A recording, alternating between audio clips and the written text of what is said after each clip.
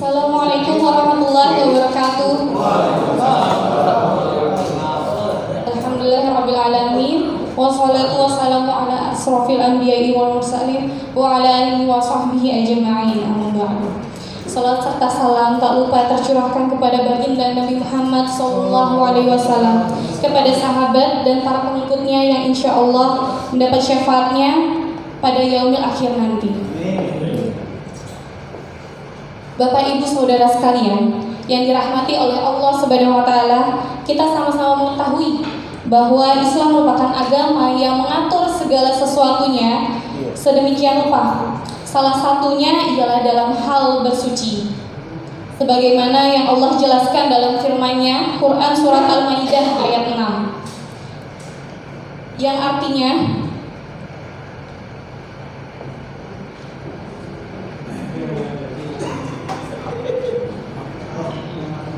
artinya hai orang-orang yang beriman, apabila kamu hendak mengerjakan sholat, maka basuhlah mukamu, tanganmu, hingga sikumu, sapulah kepalamu, dan basuhlah kakimu sampai dengan kedua mata kakimu. Kemudian jika kamu sakit atau dalam perjalanan atau kembali dari tempat buang air, menyentuh perempuan lalu kamu tidak memperoleh air, maka bertayamumlah. Dari ayat tersebut menjadi jelas bahwa mensucikan diri dari najis merupakan hal yang sangat penting dan dapat mempengaruhi ibadah yang akan kita lakukan. Dalam pengertian najis sendiri, dalam bahasa Arab yang artinya al-ghadarah, maaf ya jika ada kekeliruan, yang memiliki makna najis merupakan segala sesuatu yang bersifat kotor. Sedangkan dari pendapat lain yang diungkapkan oleh alim ulama Syafi'iyah, najis merupakan segala sesuatu yang kotor dan dapat mencegah keabsahan sholat atau dapat membatalkan sholat itu sendiri. Jadi secara keseluruhan, najis sendiri itu dapat diartikan sebagai kotoran yang menempel pada tubuh, tempat ataupun pakaian yang dapat menjadi penyebab batalnya ibadah yang kita lakukan. Maka Islam itu sendiri mewajibkan untuk kita membersihkan diri sebelum melakukan ibadah. Sebagaimana firman Allah dalam surat Al-Mudaththir ayat 4 dan Al-Baqarah ayat 222. Kemudian dalam beberapa kitab, salah satunya kitab yang ditulis oleh Syekh Salim bin Sumair, najis ada 3 macam, digolongkan menjadi 3 macam. Ada najis mughaladah, mukhaffafah, dan mutawassithah. Najis mughaladah sendiri itu merupakan najis yang tergolong berat, yang dimana najis ini membutuhkan perlakuan khusus untuk menyucikannya. Contoh dari najis mughaladah sendiri ialah air liur anjing. Ini yang ini tuh. Bagaimana cara untuk menyucikannya? Cara untuk menyucikan air liur anjing, bapak-bapak atau saudara sekalian, membasuh bagian yang terkena air liur anjing sebanyak 7 kali.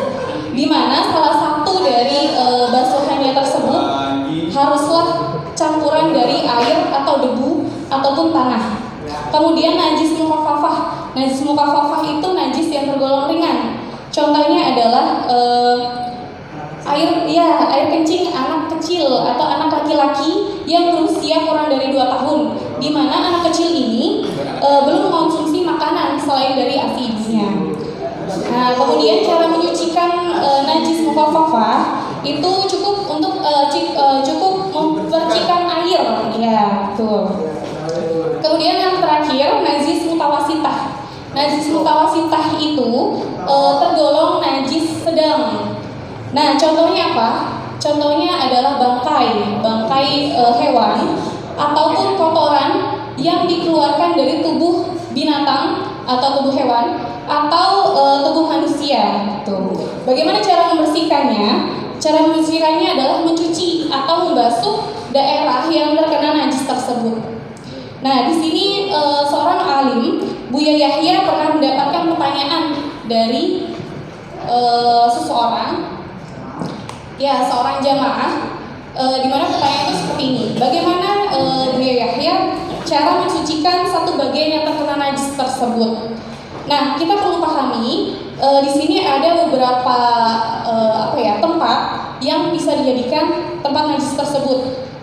Ada pakaian yang kita kenakan, terus kemudian badan atau bagian tubuh, kemudian tempat yang kita duduki atau tempat yang sedang kita tempati gitu. Nah, di sini kalau misalkan ada pakaian yang terkena najis tersebut, maka yang perlu dicuci adalah bagian atau area yang terkena najis tersebut. Nah, kalau bagaimana apabila kita tidak tahu letak pastinya atau area tempat najis tersebut berada, maka kita harus mencuci seluruh bagian dari pakaian tersebut. Nah, ini sama halnya dengan bagian tubuh yang terkena najis. Kemudian bagaimana jika terkena najis adalah lantai atau tempat tertentu yang kita tempati untuk ibadah. Nah, contohnya kotoran hewan peliharaan. Nah, maka yang paling didahulukan atau yang paling utama adalah membersihkan area yang terkena tersebut dengan lap basah atau tisu basah. Kemudian setelah itu baru dipel seperti biasa. Nah, ya disiram air. Nah, membasuh ini juga harus benar-benar menghilangkan sifat dari najis itu sendiri. Sifat dari najis itu sendiri berarti menghilangkan baunya, rasanya, dan warnanya. Tuh.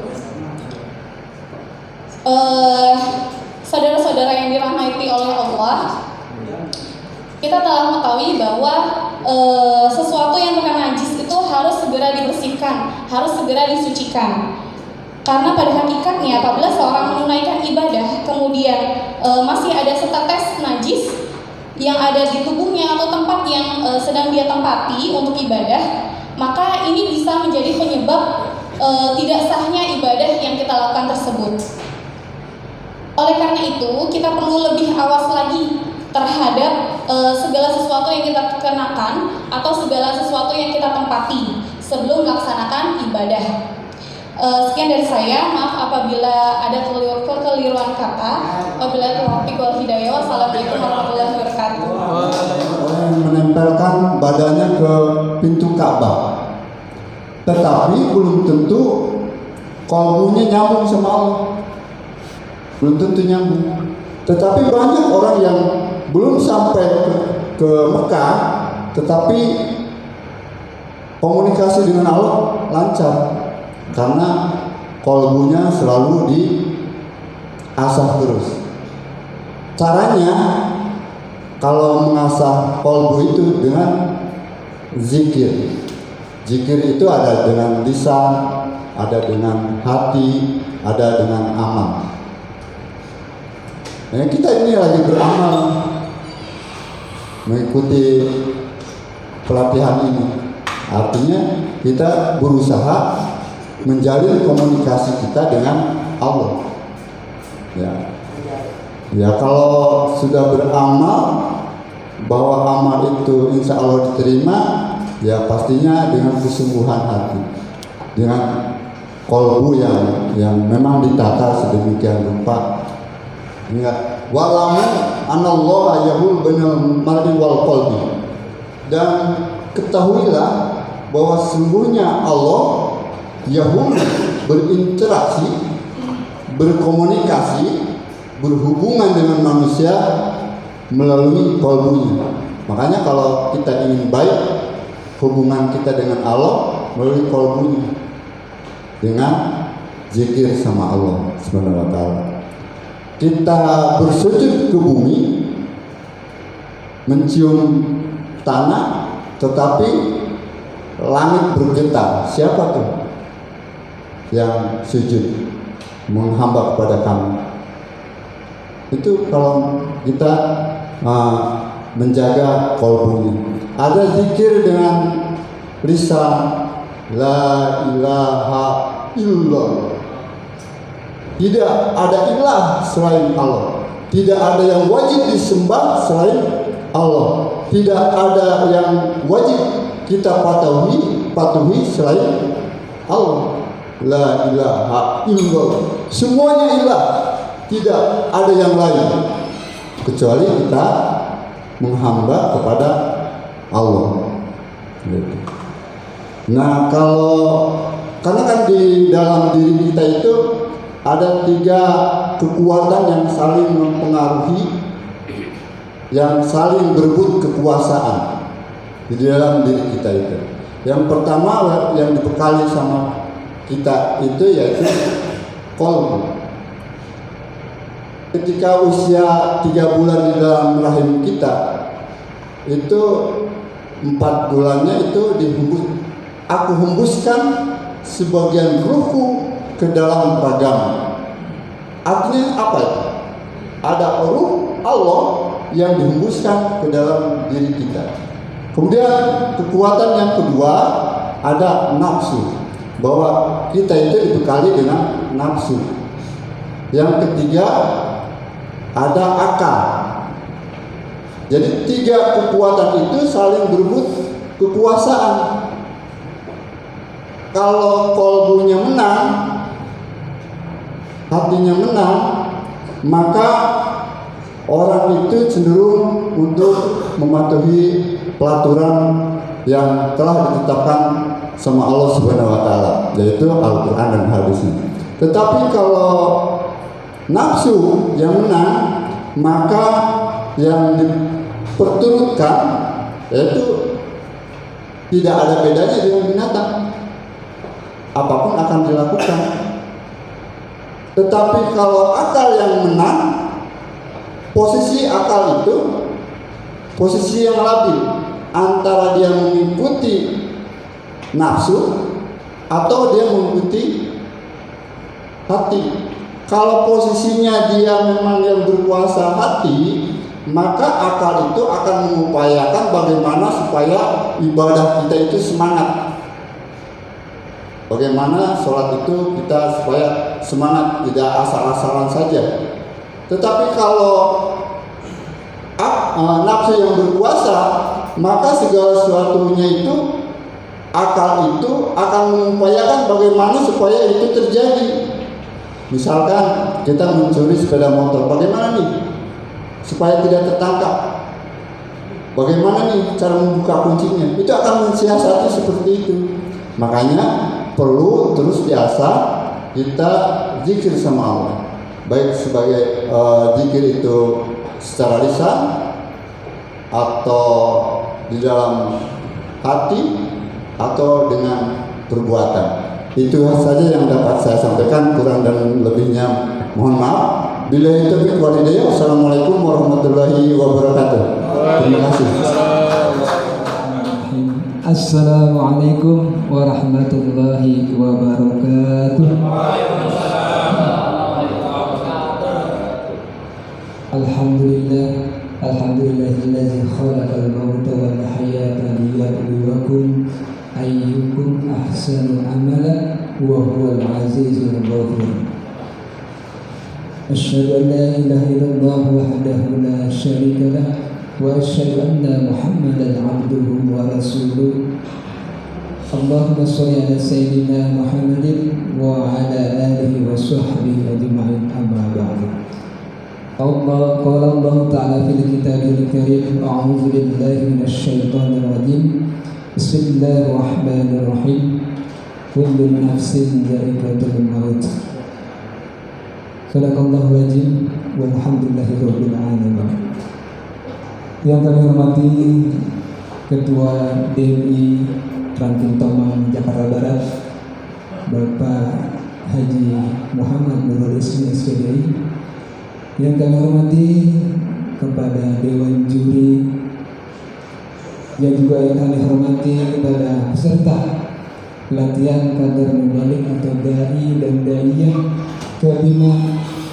Mudah-mudahan kita semua dalam keadaan bimbingan Allah Subhanahu wa taala dan dapatkan ridho dari Allah Subhanahu wa taala. Amin ya rabbal alamin. Puji syukur kita panjatkan hadirat Allah Subhanahu wa taala yang mana pada hari ini kita masih dipertemukan dalam bentuk acara pelatihan yang mana kita diisi dengan ilmu-ilmu yang diberikan oleh para guru kita, para ustaz, yang mana kita sudah dibekali sedikit demi sedikit kita akan serap. Mudah-mudahan jadi bekal kita untuk menjadikan penerus daripada dai dan daiyah di masa depan. Amin. Selamat serta salam terlebih pula adalah kita sanjungkan, kita curahkan kepada baginda kita Nabi besar Muhammad sallallahu alaihi wasallam. Hadirin para pelatihan PKD kelima yang dirahmati Allah Subhanahu wa taala. Pada kesempatan hari ini saya akan menyampaikan materi yang akan saya bawa, yaitu kematian itu adalah pasti. Tapi sebenarnya apa yang tadi disampaikan Pak Anies ini, bahwasanya saya itu sebagai ketua takmir masjid, bukan penyampaian dai. Paling bisa sambutan doang Pak Haji. Tapi alhamdulillah karena sudah dibekali dan kita sudah ikut pelatihan ini, mau nggak mau kita harus menyampaikan. Baru dua nih walau ayah, sampaikanlah meskipun satu ayat. Itu harus kita sampaikan, apalagi sambutan ya ada kata-kata yang namanya alhamdulillah. Baik, apa yang tadi kita kutip dalam ayat di atas, bahwasanya kematian itu adalah titik akhir daripada kehidupan kita. Saya mau tanya bapak-bapak hadirin sekalian, hidup itu ada berapa kali sih? Ada yang bisa jawab? Banyak. Kalau menurut saya, hidup satu di dunia dan dihidupkan kembali di akhirat, itu kematian. 2 kali, kalau banyak saya bingung dong. Jadi kita diberikan hidup Allah Subhanahu wa taala di dunia ini harus mempunyai bekal sebelum kita dipanggil oleh malaikat Israel, yang mana bekal itu apa yang diperintahkan Allah Subhanahu wa taala, apa yang dilarang Allah Subhanahu wa taala kita laksanakan. Jadi apa kata dari kata ayat di atas ini?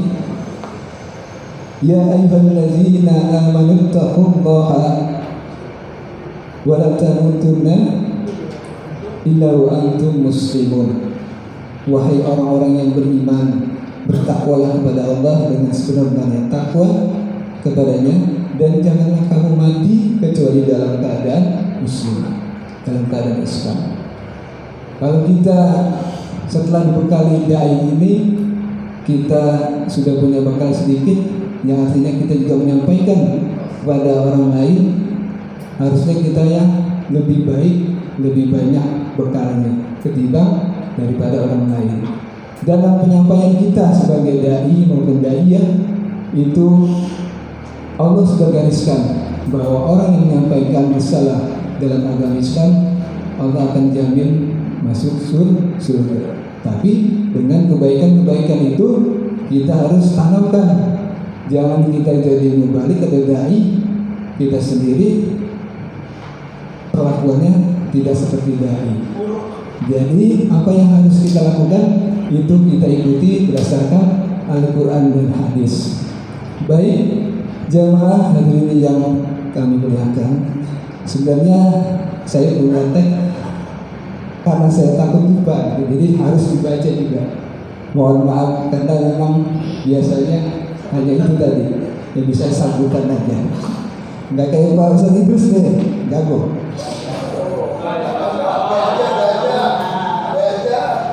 Jadi apa yang tadi disampaikan dalam kutipan ayat di atas, kullu nafsin za'iqatul maut, setiap makhluk yang bernyawa akan merasakan mati.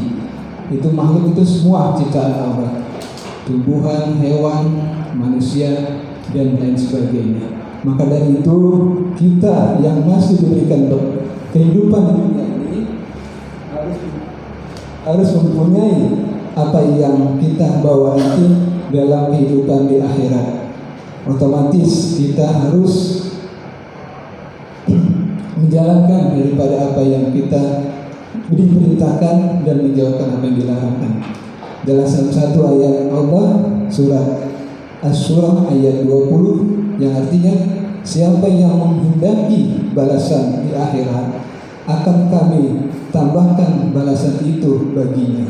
Siapa yang menghendaki balasan di dunia, kami berikan kepadanya sebagian darinya balasan dunia, tetapi dia tidak mendapatkan bagian sedikit pun di akhirat. Jadi maksud dari ayat di atas bahwa apapun yang kita usahakan dan kita amalkan hendaknya kita lakukan dalam mendapatkan balasan di akhirat. Yang pertama, kita melaksanakan sholat untuk akhirat. Yang kedua, kita bersedekah juga untuk akhirat. Yang ketiga, kita bekerja mencari nafkah untuk anak istri keluarga, kita tujukan untuk akhirat. Kita berbisnis maupun juga berusaha maupun dagang, itu kita tujukan untuk akhirat. Jadi kita pikirkan semua yang kita perlakukan adalah jaminannya untuk akhirat. Jangan dunia kita kejar sekaya-kayanya, tapi akhirat kita lupa. Ingatlah dari pesan Al-Quran ayat Al-A'la ayat 16 dan 17 yang artinya, adapun kamu orang-orang kafir mengutamakan kehidupan dunia, padahal kehidupan akhirat itu lebih baik dari lebih kekal.